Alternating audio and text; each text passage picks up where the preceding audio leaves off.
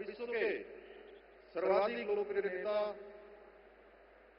आदरणीय प्रधानमंत्री श्री नरेंद्र मोदी जी, उत्तराखंड के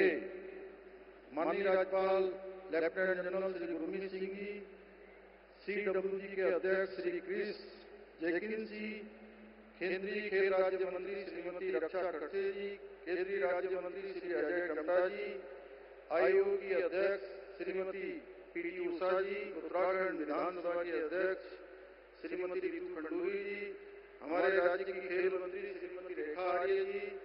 राज्यसभा के सांसद एवं भारतीय जनता पार्टी के प्रदेश अध्यक्ष श्री महेंद्र भट्ट जी और भारत के प्रत्येक राज्य से पधारे समस्त खिलाड़ीगण एवं इस ऐतिहासिक कार्यक्रम में उपस्थित सभी खेल प्रेमी भाइयों और बहनों, सर्वप्रथम मैं वैश्विक मंच पर भारत मां को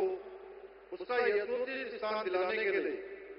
दिन रात काम करने वाले हमारे राष्ट्र ऋषि आदरणीय प्रधानमंत्री श्री नरेंद्र मोदी जी का देवभूमि उत्तराखंड आगमन पर समस्त उत्तराखंड वासियों की ओर से हार्दिक स्वागत करता हूं, हार्दिक अभिनंदन करता हूं। आदरणीय प्रधानमंत्री जी, आपके देवभूमि उत्तराखंड आगमन पर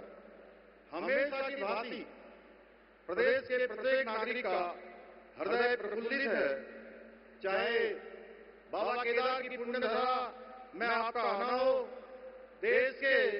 प्रथम गांव माड़ा का आपका ऐतिहासिक दौरा हो, उत्तराखंड इन्वेस्टर समिट में आपकी उपस्थिति हो,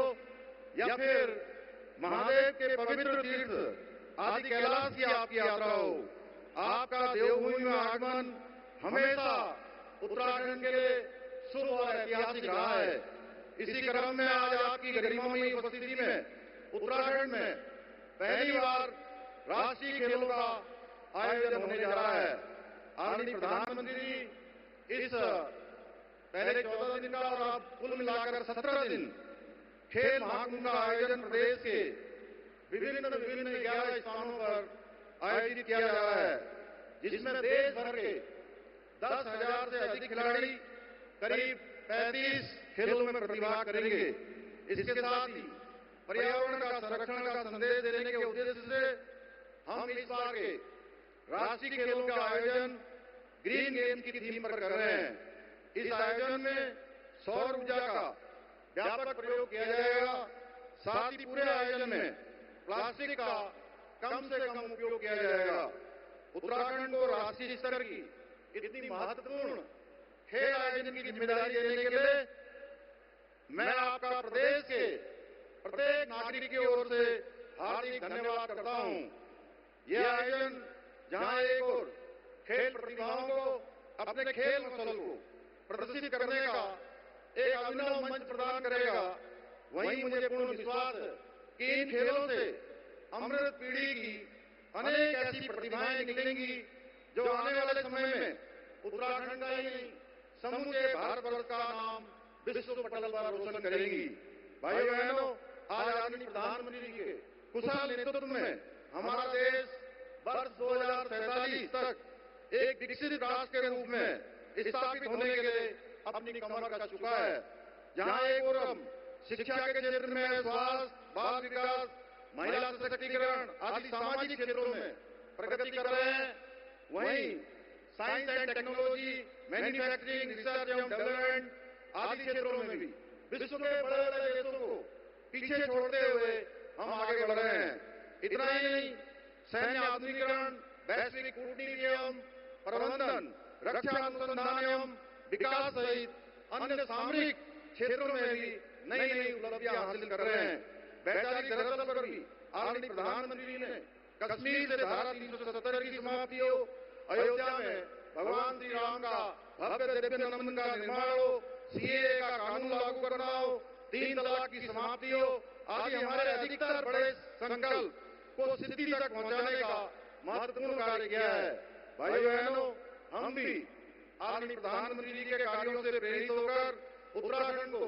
देश का श्रेष्ठ राज्य बनाने के अपने विकल्प रहित संकल्प को लेकर निरंतर कार्य कर रहे हैं, जिसके लिए हम राज्य में इंफ्रास्ट्रक्चर को मजबूत करने के साथ साथ प्रत्येक क्षेत्र में विभिन्न नीतियों और योजनाओं के द्वारा नवाचार को बढ़ावा देने का प्रयास कर रहे हैं। इसी क्रम में हमने इस वर्ष राज्य में शीतकालीन यात्रा का शुभारंभ किया है, जिससे एक और जहां राज्य में पर्यटन को बढ़ावा मिलेगा, वहीं स्थानीय रोजगार और आर्थिकी को भी बल मिलेगा। मुझे आज आदरणीय प्रधानमंत्री जी के सानिध्य में ये बताते हुए अत्यंत हर्ष की अनुभूति हो रही है कि आपके नेतृत्व में ही हमने विधानसभा चुनाव 2022 में राज्य में समान नागरिक संहिता लागू करने का जो संकल्प लिया था, उसको पूर्ण करने में हम सफल रहे हैं। यानी कि कल अर्थात हमने 27 जनवरी से राज्य में यूसीसी कानून लागू कर दिया है। यह ऐतिहासिक कार्य आदरणीय प्रधानमंत्री जी के मार्गदर्शन के बिना असंभव था। इसके लिए मैं आदरणीय प्रधानमंत्री जी का पुनः धन्यवाद करता हूं। भाइयों बहनों, मुझे पूर्ण विश्वास है कि आज से प्रारंभ हो रहे 38वें राष्ट्रीय खेलों में प्रतिभाग करने आए देश भर के सभी खिलाड़ियों को हम उच्च स्तरीय खेल सुविधा मुहैया करवाने के साथ साथ उनके माध्यम से पर्यावरण संरक्षण का संदेश देने में भी सफल रहेंगे। इसी विश्वास के साथ आदरणीय प्रधानमंत्री जी एवं आए हुए सभी विशिष्ट अतिथियों का आभार प्रकट करते हुए और 38वें राष्ट्रीय खेलों के लिए सभी खिलाड़ियों को अपनी शुभकामनाएं देते हुए अपनी बात को समाप्त करता हूं। बहुत बहुत धन्यवाद।